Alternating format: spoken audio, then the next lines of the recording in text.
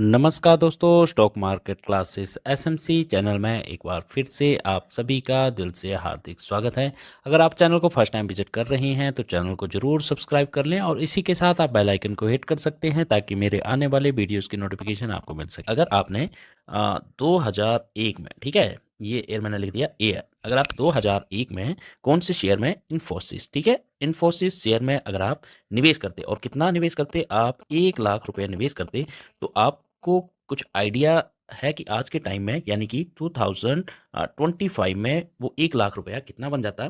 ठीक है, तो उस 1 लाख की ना, मैं तो रफली बता रहा हूँ कि 1 करोड़ से भी ज़्यादा जो है प्लस में ही वैल्यू होती। ठीक है, कितना किया था निवेश, 1 लाख रुपया 2001 में, और किस में किया था, इन्फोसिस में। अभी 2025 में बात करेंगे तो लगभग वो 1 करोड़ से भी ज़्यादा, मे बी 1 करोड़ 10 लाख तक भी उसकी वैल्यू जो है वो पहुंच जाती। तो ये होता है कि आपको लॉन्ग टर्म पे विश्वास करना चाहिए, एंड सेकंड चीज़ जो है मेन, वो है आपको एक अच्छी कंपनी में निवेश करना चाहिए। ठीक है, एंड अगर आप सोचोगे कि ऐसा ही कुछ अगेन, ठीक है, अगर आप मानोगे कि अगेन ऐसा हो सकता है क्या, और किस शेयर में, इन्फोसिस शेयर में, क्या इन्फोसिस शेयर अगेन ऐसा कुछ कारनामा कर सकता है कि 2040 तक जो है वो अगेन ऐसा हो, तो असंभव वर्ड जो है वो पॉसिबल नहीं है। शेयर मार्केट में कुछ भी हो सकता है। ठीक है, कोई शेयर जो है 1000 रुपए का चल रहा होगा, वो शेयर जो है 1 रुपए पर भी पहुंच सकता है। ठीक है, ऐसे अब बहुत सारे शेयर्स के साथ हो चुका है। ठीक है, कि कोई शेयर मान लो आज, एग्जाम्पल से मैं बता रहा हूँ कि 1000 रुपये पे चल रहा है। ठीक है, तो अगले 10 साल में ऐसा भी हो सकता है कि वो शेयर जो है 1 रुपये या फिर 10 रुपये तक भी पहुंच जाए। ठीक है, होने को कुछ भी हो सकता है। ये भी हो सकता है कि ये शेयर अभी मान लो 1400 तक चल रहा है, तो ये 14,000 भी पहुंच जाए, होने को कुछ भी हो सकता है। लेकिन पॉसिबिलिटी क्या है यहाँ पे, इस शेयर में पॉसिबिलिटी ज़्यादा थी यहाँ तक पहुंचने में, यहाँ से 1400 जाने में। तो वैसी वाली पॉसिबिलिटी क्या है, अभी लार्ज कैप पहुंच गया है इसका। अगर आप मार्केट कैप देखोगे तो करोड़ों में है। यहाँ पे 2001 में मार्केट कैप कम था, उसको डबल होने में, ट्रिपल होने में, 10 गुना होने में टाइम जो है कम लगा, और यहाँ से उसको इतना ज़्यादा बढ़ने में बहुत ज़्यादा टाइम लग जाएगा। तो ये वाली बात जो है होती है। अभी हमारा नज़रिया है कि ऐसे कौन से स्टॉक्स हो सकते हैं जो हमें लगभग 2030 तक, ठीक है, एंड कौन से सेक्टर्स में हमें निवेश करना चाहिए जो कि हमें एक अच्छा रिटर्न जो है दे सकें, जस्ट लाइक इन्फोसिस। ठीक है, तो ऐसे वाले शेयर्स में, ऐसे वाले सेक्टर्स की हम इस वीडियो में बात करेंगे। कंपनियां जो हैं वो काफ़ी सारी हैं, पर आपको लंबी अवधि में मजबूत ग्रोथ दे सके ऐसी कंपनी को ढूंढना है। और ये कोई मेरा पर्सनली ऐसा कोई सुझाव नहीं है, ये कोई मतलब मेरी तरफ से आपको रिकमेंडेशन भी नहीं है कि आप मेरे वीडियो को देख के उन सेक्टर्स पे, उन कंपनीज पे ही निवेश करें, ऐसा कुछ भी नहीं है। ये वीडियो जो ओनली एजुकेशनल पर्पस के लिए बनाया है, एंड आप यहाँ से इन शेयर्स को, इनफैक्ट जो सेक्टर्स मैंने बताए हैं, उनको आप अपनी वॉच लिस्ट में ऐड कर सकते हैं। उनमें आप अपना खुद का रिसर्च करें, फिर उसके बाद किसी तरह का कोई खरीदने का या बेचने का डिसीजन लें। ठीक है, तो सबसे पहले अभी हम थोड़ा सा ना रूल्स पे जाते हैं। ठीक है, एक एक करके हम डिस्कस करेंगे। ठीक है, तो रूल नंबर 1 मैंने बहुत सारे वीडियोस में भी बताया है, एंड अगेन बता रहा हूँ कि आपको ना लॉन्ग टर्म का विज़न रखना पड़ेगा। ठीक है, लॉन्ग टर्म का विज़न, ठीक है, आपको लंबी अवधि के बारे में सोचना चाहिए। यानी कि मैं यहाँ पे आपको बता दूँ, मिनिमम 5 to 10 ईयर्स का आपका ना विज़न होना चाहिए, इससे कम नहीं होना चाहिए। अगर इससे कम हुआ तो मार्केट में ना बहुत टाइम क्या होता है, उतार एंड चढ़ाव लगा रहता है। तो हो सकता है आपने यहाँ पे खरीदा है तो ये इस ड्यूरेशन में आपके 2 या 3 साल इसी ड्यूरेशन में निकल जाएँ। ठीक है, तो आपको वहाँ पे ना लॉस भी देखने को मिल सकता है। अगर आप यही 5 से 10 साल का विज़न लेते हैं तो आपको डेफ़िनेटली जो है वो प्रॉफ़िट होने के चांसेस जो हैं ज़्यादा बढ़ जाते हैं। ठीक है, जितना लंबा अवधि में आप जाओगे उतना ही आपको जो है प्रॉफ़िट ज़्यादा होता है। चाहे आप एसआईपी देख लीजिए। ठीक है, फर्स्ट मैंने रूल आपको बता दिया कि आपको क्या है, लॉन्ग टर्म के लिए निवेश करना है, एटलीस्ट 5 to 10 ईयर्स का आपका विजन होना चाहिए। ठीक है, ये था रूल नंबर 1। अभी जल्दी से हम देख लेते हैं रूल नंबर 2 को। ठीक है, तो रूल नंबर 2 क्या बोलता है कि आपको ना विविधीकरण होना चाहिए। कि जैसे बोलते हैं ना कि ये मान लो एक ट्रे है। ठीक है, तो एक ही ट्रे में ना, या एक ही टोकरी में ना, आपको क्या है, सारे एप्पल्स क्या है, एक ही ट्रे में अगर आप रख दिए, ठीक है, और इसमें से एक आध जो है वो खराब हो गया, तो उसको ना आपको निकालना पड़ेगा। ठीक है, अदरवाइज वो सारे के सारे ना, जितने भी इसमें एप्पल्स हैं, उनको क्या है, सेब को वो खराब कर देगा। ठीक है, एक तो हो गया भाई, आपको ना अपना जो पोर्टफोलियो है उसको समय समय पे देखते रहना है। उसमें कोई डाउन जा रहा है, किसी में कोई फ्रॉड की न्यूज़ आ गई, व्हाटएवर, क्वार्टरली रिजल्ट्स 2-3 बार देखा आपने, ठीक नहीं आ रहा है, तो आपको उसको ना अपने पोर्टफोलियो से हटाना भी पड़ेगा। ठीक है, एंड आपको ना अपने जो पोर्टफोलियो को है वो डाइवर्सिफाई भी करना पड़ेगा। ठीक है, इसको मैं हिंदी में बता देता हूँ आपको क्या बोलते हैं। इसको बोलते हैं भैया विविधीकरण। ठीक है, विविधीकरण, ठीक है, मतलब डाइवर्सिफाई करना। जैसे कि बोलते हैं ना कि सभी अंडे जो हैं वो एक ही टोकरी में ना रखें, क्योंकि अगर वो टोकरी गिरी तो सारे के सारे जो हैं एक साथ ही टूट जाएंगे। अगर आप अपना सारा पैसा ना सिर्फ एक ही सेक्टर में, या फिर हम बोल सकते हैं कि एक ही कंपनी में, ठीक है, जैसे कि मान लो आपके पास फॉर एग्जांपल 10 लाख रुपए हैं, ठीक है, एंड 10 के 10 लाख ना आप एक ही सेक्टर पे लगा देते हैं या फिर एक ही कंपनी में, ठीक है। तो यहाँ पे ना आपको क्या होता है, अगर गलती से ये सेक्टर जो है डाउन आ गया, ठीक है, ये कंपनी डाउन आ गई, तो आपका ना ये पैसा जो है ना देखते ही देखते 5 लाख, 4 लाख, 3 लाख, 2 लाख तक भी रह सकता है। इसीलिए बोलते हैं कि आप ना अपने पोर्टफोलियो को ना डाइवर्सिफाई कीजिए, ठीक है, जिससे कि क्या है कि आपका जोखिम जो है वो कम हो जाए। अगर आप एक ही जगह पे एक ही कंपनी में लगाते हैं तो जोखिम बहुत ज़्यादा बढ़ जाता है, ठीक है। एग्जाम्पल के लिए मैं एक और एग्जाम्पल से आपको बताता हूँ कि अगर आप पूरी पूंजी आईटी सेक्टर में लगाते हैं और उस सेक्टर में गिरावट आती है, ठीक है, एग्जाम्पल से बता रहा हूँ, और चल भी रहा था आज के टाइम में कौन सा, आईटी सेक्टर, ठीक है, आईटी सेक्टर में मान लो आपने पूरा पैसा जो है अपना निवेश कर दिया, एंड इसमें क्या हुआ अभी आगे भैया, इसमें गिरावट है, ठीक है, तो आपका क्या है ना पूरा पोर्टफोलियो जो है वो डूब सकता है। इसलिए अलग अलग सेक्टर और अलग अलग उद्योगों में आपको निवेश करना चाहिए, ठीक है। तो ये था सेकंड पॉइंट। अभी हम देखते हैं जल्दी से थर्ड रूल, ठीक है, रूल नंबर 3। रूल नंबर 3 क्या बोलता है कि आपको ना मान लो कि एसआईपी कर रहे हो, तो एसआईपी अप्रोच पर ध्यान दें ताकि कीमत में कोई तनाव ना रहे। आपको फॉर एग्जांपल आपने एसआईपी किया है, यानी कि सिस्टमैटिक इन्वेस्टमेंट प्लान। मैंने बहुत सारे वीडियो ना इसके ऊपर बनाए हैं, एंड आज के टाइम में यार मैं बोलूँ ना कि अगर आपके पास ना टाइम परमिट नहीं करता है, ठीक है, आपके पास टाइम आपको ना परमिट नहीं करता है, आपके पास मान लो आप जॉब करते हैं एंड बहुत ही आपका बिजी शेड्यूल चल रहा है, ठीक है, you are not suppose to check every time, and आप अपने पोर्टफोलियो का ना बहुत ज़्यादा टाइम नहीं दे पा रहे हो, ठीक है, ठीक है, आप नहीं दे सकते हैं कि एक हफ्ते में आपके पास टाइम नहीं है कि यार आप अपने पोर्टफोलियो को देखें, एंड आपको कम नॉलेज है, लेस नॉलेज है अगर मान लो शेयर मार्केट के बारे में, then one of the best thing कि आप जो है एसआईपी कर लें, ठीक। इसमें क्या है कि स्पेशलिस्ट जो है वो बैठे रहते हैं ऊपर, ठीक है, जिनके पास ना यही काम है कि निवेश करना, ठीक है, कौन से सेक्टर्स में ज़्यादा अभी मान लो एफआईडीआई जो है वो अपना होल्डिंग बढ़ा रहे हैं, तो वहाँ पर वो आपका पैसा जो है डाल देते हैं। उनको थोड़ा ज़्यादा नॉलेज रहता है, मतलब वो टच रहते हैं रेगुलरली। अगर आपके पास टाइम नहीं है किसी पर्टिकुलर शेयर्स में या फिर मार्केट को ज़्यादा टाइम नहीं दे सकते हैं, तो आपके लिए बेस्ट है एसआईपी में कीजिएगा। यहाँ पर भी आपको ना ईजिली 12 से 15% जो है वो मिल जाता है, नॉर्मली मैं बात कर रहा हूँ, ठीक है, एंड कभी कभी गिरावट मतलब बहुत ही रेयर चांस होते हैं जब मार्केट क्रैश होती है, जैसे कि 2009 में हुआ, 1990 में हुआ, एंड 2020 चूंकि लेटेस्ट ही 5 साल पहले का उदाहरण है, वहाँ पे ऐसे कुछ सिनेरियो होते हैं, वहाँ पे मार्केट में गिरावट आती है, तो यस आपका एसआईपी का पोर्टफोलियो भी गिरेगा, ठीक है। तो ये कुछ टाइम है, वहाँ पे आपको एक और मौका मिलता है कि वहाँ पे ना आप इनमें ऐड ऑन करके चल सकते हैं, ठीक है। Add on in the sense कि अगर मान लो आपने एसआईपी करवाई थी 2019 में, ठीक है, मंथली बेसिस पे किया, लमसम किया, डेफिनेटली 2020 में क्या है एक भारी गिरावट आई, आपको क्या है एसआईपी में यूनिट्स मिलते हैं। फॉर एग्जांपल 2019 में एक यूनिट्स किसी भी मान लो Parag Parikh, Quant, Nippon India, HDFC small cap, SBI, बहुत सारे हैं, ठीक है।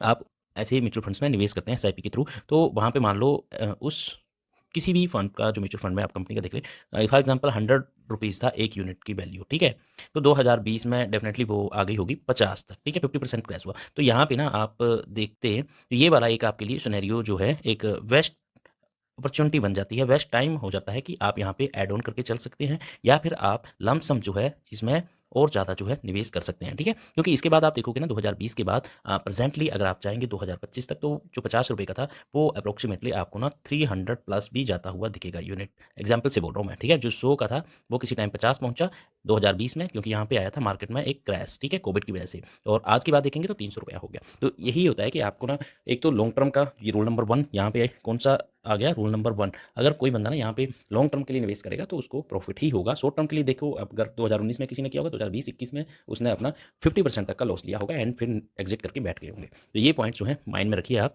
थर्ड पॉइंट मैंने आपको बता दिया कि एसआईपी में भी आप निवेश करके चल सकते हैं, एंड बेस्ट टाइम का आपको पता होना चाहिए कि कौन सा टाइम जब गिरावट आई है वहाँ पे आप निवेश करके चलें, ठीक है।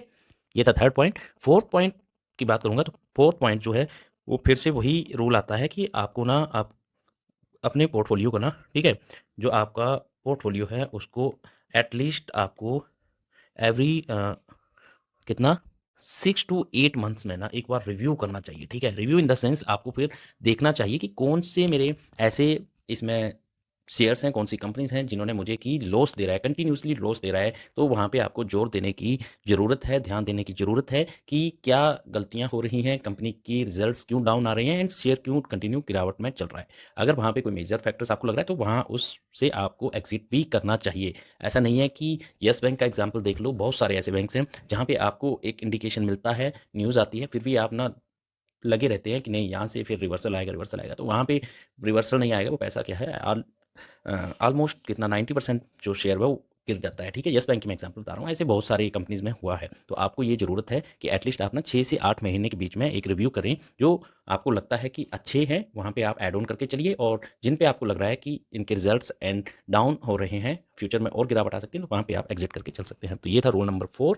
हम चलेंगे मेन टॉपिक के ऊपर एंड मेन टॉपिक क्या था कि आपको देखना है 2030 के नज़रिए से, ठीक है? कि कौन से ना बेस्ट सेक्टर्स हो सकते हैं, कौन सी बेस्ट कंपनीज़ हो सकती हैं, ठीक है? कि वहाँ पे आप ना निवेश करके चल सकते हैं। तो इसके लिए देखिए बेस्ट तो सभी हैं, परंतु बेस्ट में से अभी एक और बात बताता हूँ, बेस्ट में से बेस्ट को हमें चूज़ करना होता है, ठीक है? और कैसे करेंगे कि भैया फ्यूचर में, ठीक है? फ्यूचर में कौन से काम की डिमांड, ठीक है? ये मेन वर्ड्स हैं, डिमांड इंक्रीज़ होने वाली है और जिनकी डिमांड इंक्रीज़ होगी भैया वही सेक्टर जो हैं फ्यूचर में बढ़ेंगे, ठीक है? बात करेंगे सबसे पहले नंबर 1 अगर हम बात करें तो ठीक है, नंबर 1 पे कौन से आते हैं भैया? एनबीएफसी, ठीक है? एनबीएफसी पे मेरा ज़्यादा बिलीव है क्योंकि ये जो है वो वित्तीय सेवा क्षेत्र है। अगर भारत की अर्थव्यवस्था को सरल शब्दों में समझना है आपको ना, तो ये उपभोग आधारित है, यानी हमारी अर्थव्यवस्था का एक बड़ा हिस्सा जो है वो इस बात पर निर्भर करता है कि लोग कितनी चीज़ें खरीद रहे हैं और कितनी सेवाएँ ले रहे हैं, ठीक है? ये बात को समझिए, ठीक है? अब ज़रा आप सोचिए कि घर खरीदना हो आपको, मान लो एक क्या करना है आपको, ठीक है? घर आपको खरीदना है, ठीक है? एक घर आपको खरीदना है, ठीक है? या फिर आप देख लो आपको फॉर एग्ज़ाम्पल मैं बता दूँ, आपको ना एक गाड़ी खरीदनी है, ठीक है? या तो घर एग्ज़ाम्पल में ले लिया या फिर गाड़ी ले लिया, और भी बहुत सारे हैं यार, आपको मोबाइल खरीदना है, ठीक है? मोबाइल खरीदना है, ठीक है? या फिर आपको शादी का खर्च, ज़्यादातर लोग ना इतनी बड़ी रकम एक साथ नकद नहीं दे पाते हैं। ऐसे में आपको क्या करना पड़ता है कि लोन आज के टाइम में ना ज़रूरत सी हो गई है एंड उसकी ज़रूरत पड़ती है। अभी हम जानेंगे लोन, तो ठीक है भैया ज़रूरत पड़ गई आपको, होम लेना है तो होम लोन, कार लोन, ठीक है? या फिर मोबाइल के लिए भी अभी लोन मिल रहे हैं। हर जगह हर आपको देख ही रहे हैं कि हर चीज़ के लिए ना लोन गवर्नमेंट भी खुद दे रही है, एनबीएफसी भी दे रहे हैं, ठीक है? अभी हम ये जान लेते हैं कि लोन क्या है, कितने प्रकार के होते हैं, ठीक है? तो लोन क्या है, वो भी 2 तरह के होते हैं, 2 टाइप्स के, ठीक है? और ये क्या है, 2 तरह की कंपनीज़, ठीक है? 2 तरह की कंपनीज़ जो हैं वो लोन प्रोवाइड करती हैं, ठीक है? पहला है, अभी जिसमें मैं फर्स्ट की बात करूँगा, ठीक है? उसमें बड़ी-बड़ी बैंक्स आते हैं, जैसे कि आपको मैं बता दूँ एसबीआई आ गया, एचडीएफसी हो गया, ठीक है? एंड आईसीआईसीआई बैंक हो गया। ऐसे बैंक जो हैं ये क्या है आपको लोन प्रोवाइड करते हैं, ठीक है? ये तो हो गया बैंक्स एंड सेकंड जो लोन प्रोवाइड करते हैं वो हो गए आपके एनबीएफसी, ठीक है? जिनका फ्यूचर में और ज़्यादा डिमांड बढ़ने वाला है एनबीएफसी सेक्टर्स का, ठीक है? एंड ये हो गए भैया आपके नॉन बैंकिंग, आपको ये ना जस्ट मैं नॉलेज के लिए बता रहा हूँ कि नॉन बैंकिंग फाइनेंस कंपनीज़, ठीक है? तो ये भी आपको क्या है वो लोन प्रोवाइड करती हैं, ठीक है? और ये एनबीएफसी जो है ये भी बैंकों की तरह ही लोन आपको देती है, लेकिन इनके पास ना बैंकिंग लाइसेंस नहीं होता है। अब बैंकों के पास तो ठीक है भाई बैंकिंग लाइसेंस है, इनके पास बैंकिंग लाइसेंस नहीं है। तो ये क्या करते हैं, ये बैंक से लोन लेते हैं और ग्राहकों को थोड़ी ज़्यादा ब्याज दर पर लोन देते हैं। और इस अंतर में जो पैसा होता है ना, उसी से इनकी कमाई होती है। एग्ज़ाम्पल से बताता हूँ मैं, मान लीजिए किसी एनबीएफसी ने, कोई एनबीएफसी है, ठीक है? वो ठीक है बैंक से लोन लेते हैं, ठीक है? कितने परसेंट पे? 10% से उन्होंने बैंक से लोन लिया, ठीक है? और ब्याज दर पर 100 करोड़ का लोन ले लिया फॉर एग्ज़ाम्पल। अभी वही एनबीएफसी क्या करेगा, वो एनबीएफसी बैंक से तो उन्होंने लिया है लोन, ठीक है? 10% से, और फिर क्या है वो आपको कितने ब्याज दर पर देगा? 15% की ब्याज दर पे लोन जो है वो ग्राहकों को देगा। अभी इन बिटवीन इन दोनों का डिफरेंस जो आया वो रहा लोन का कितना परसेंट? 5%, और ये 5% से ही क्या है वो उनकी कमाई चलती रहती है, ठीक है? तो ये 5% का जो यहाँ से वो ऋण वसूली करता है वो एनबीएफसी की इनकम होती है। परंतु उनके लिए क्या है ना, चुनौती भी बन जाती है, अगर कोई मतलब ऋण चुकाता नहीं है ना तो इनको फिर ये भरना पड़ता है। इसीलिए एनबीएफसी में थोड़ा-सा कंपनियों को सँभल कर चलना पड़ता है। इसलिए आपको ना ये वाला जो डिफरेंस मैंने आपको बताया कि 5% उनको जो प्रॉफ़िट हुआ, लेकिन अगर कोई ये एनबीएफसी कंपनी को अगर वो लोन टाइम पे नहीं चुकाएगा या फिर देता ही नहीं है, तो जितना वो लोन उनके ऊपर है ना, उनको भरना पड़ता है। तो यहाँ पे आपको इसीलिए क्या है, किसी भी एनबीएफसी कंपनी को ना चूज़ करना है, तो आपको ऐसी कंपनी को चूज़ करना है जिसका कि परफॉर्मेंस जो है अच्छा चल रहा हो, ठीक है? एक अच्छी एनबीएफसी कंपनी वही होती है जिसका जो है वो एनपीए मतलब कि नॉन परफॉर्मिंग एसेट्स जो है वो कम हो, ठीक है? ये मेन बात है, जिससे ग्राहक क्या है कि समय पर लोन चुका रहे हों। संभावित लीडर्स अगर बात करूँ मैं अभी इस क्षेत्र की एनबीएफसी की, ठीक है? तो यहाँ पे ना सबसे बड़ा नाम आता है बजाज फाइनेंस का, ठीक है? बजाज फाइनेंस का सबसे ऊपर नाम आता है एनबीएफसी में, ठीक है? ये भारत की अगर बात करेंगे तो सबसे विश्वसनीय एनबीएफसी में से एक है। ईएमआई की प्रक्रिया इसमें आसान है। फ्यूचर में है क्या है कि डिमांड अभी और ज़्यादा बढ़ने वाली है। जिस तरह लोन सिस्टम जो है हर लोग जो हैं देखेंगे आप परिवार में एक ना एक सदस्य जो है वो लोन ईज़िली ले रहा है। तो इससे क्या है कि एनबीएफसी सेक्टर को और ज़्यादा क्या है बढ़ावा मिलने वाला है। भारत में आपने देखा होगा कि मध्यम वर्ग क्या है वो तेज़ी से बढ़ रहा है, जीवन शैली में सुधार हो रहा है और ऋण संस्कृति क्या है वो आम होती जा रही है। अगले 5 से 10 सालों में लोन लेने वालों की संख्या और ज़्यादा जो है वो बढ़ने की संभावना है, जिसका फ़ायदा किसको होगा? डायरेक्टली एनबीएफसी सेक्टर्स को होगा। तो आपको क्या है बस इसमें एक अच्छी एनबीएफसी कंपनी को चुनना है, ठीक है? तो फर्स्ट तो हो गया भैया ये।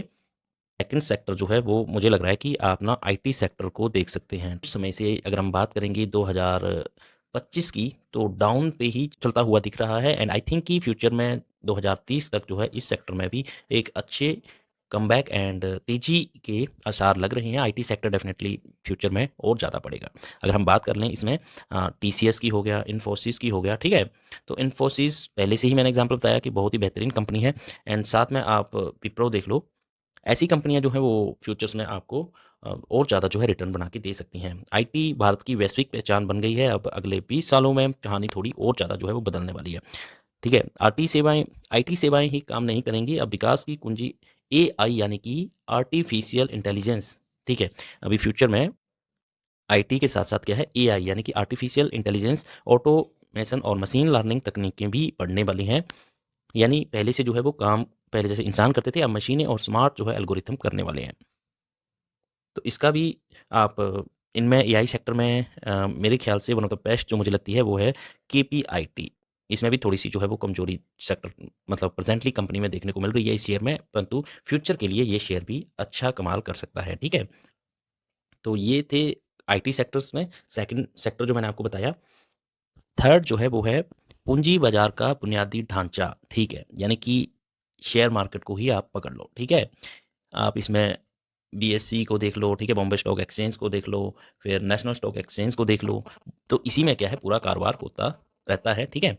एंड आज भारत शेयर बाज़ार में भागीदारी के रिकॉर्ड जो है तोड़ रहा है। डेफ़िनेटली इंडिया ने जो है इस सेक्टर में क्या है बहुत जल्दी ग्रोथ किया है, ठीक है? बहुत सारे लोग क्या है पहले शेयर मार्केट के बारे में पता नहीं था एंड डे बाय डे जो है वो जागरूक हो रहे हैं। स्पेशली अगर आप कोरोना काल के बाद देखेंगे तो बहुत ज़्यादा लोगों में इसमें सीखने की भी जो प्रवृत्ति थी वो बढ़ी है एंड अगर आप देखेंगे तो अकाउंट्स भी लोगों ने बहुत ज़्यादा खोले हैं शेयर मार्केट में, ठीक है? तो अभी हम देखेंगे कि शेयर मार्केट में किन सेक्टर्स पे जो है वो ज़्यादा फ्यूचर्स में प्रॉफ़िट होने वाला है, ठीक है? तो ट्रेडिंग क्या है कुछ लाख लोगों तक सीमित थी पहले, वहीं अब छोटे शहरों और गाँवों से भी लोग ना डीमैट खाते जो हैं वो खोल रहे हैं, ठीक है? तो पहले देखेंगे तो गाँव में ना कि बहुत कम लोगों को नॉलेज था, ठीक है? एंड अभी क्या है कि छोटे-छोटे गाँव में भी लोग क्या हैं वो इस मार्केट के बारे में ज़्यादा नॉलेज रख रहे हैं एंड ज़्यादा से ज़्यादा जो है वो डीमैट अकाउंट जो है वो खोल रहे हैं, ठीक है?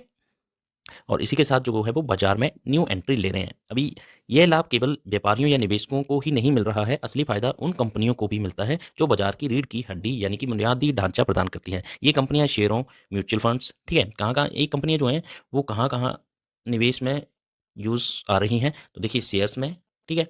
आप म्यूचुअल फंड की बात करेंगे तो वहाँ पर भी इनका दबदबा है, ठीक है? एसआईपी, ठीक है?